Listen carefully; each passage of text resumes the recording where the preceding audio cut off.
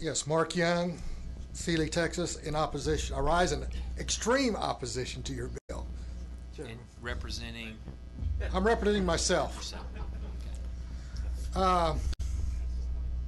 Like I said, I fought EP as an individual landowner. One, I'm fighting with my own dollars against a well, heeled opponent. And refutable to what he said, I used that section and it's in sworn affidavits that went in the rule, whatever it is, where you have to put forward your arguments for how are you going to present your case.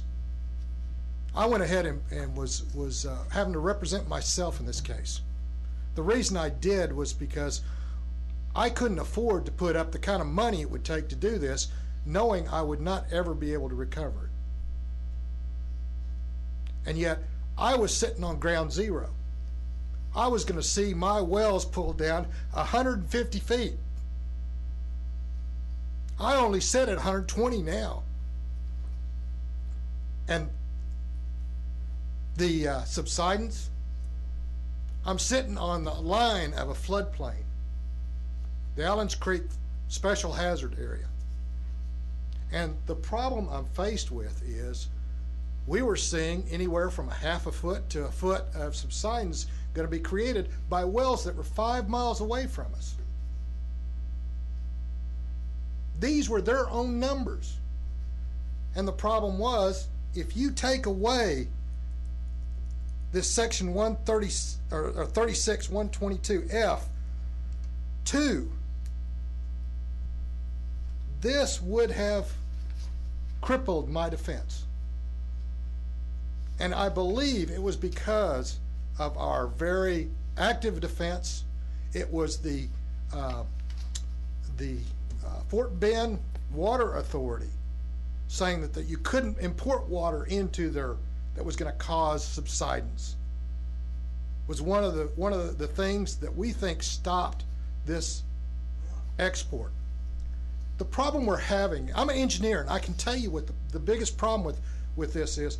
Austin County is one of the 3 areas in the state, one of the 3 counties in the state that in the state water plan, they claim we've got excess water into the future. We're sitting next to some of the fastest growing counties in the state. And what are we? We're the target. They have said we can't pump more groundwater because of our subsidence problem.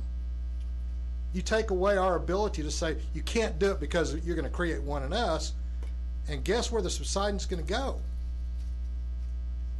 And they're going to come for our water. It's still cheaper to go after groundwater than it is surface water, or even you're pumping it down and trying to retrieve it. So from that standpoint, Mr. Chairman, I really, and the committee here, I really implore you that do not cripple the language that's in the law today. We need that. We need that to be able to defend ourselves. Otherwise, you're throwing me under the bus.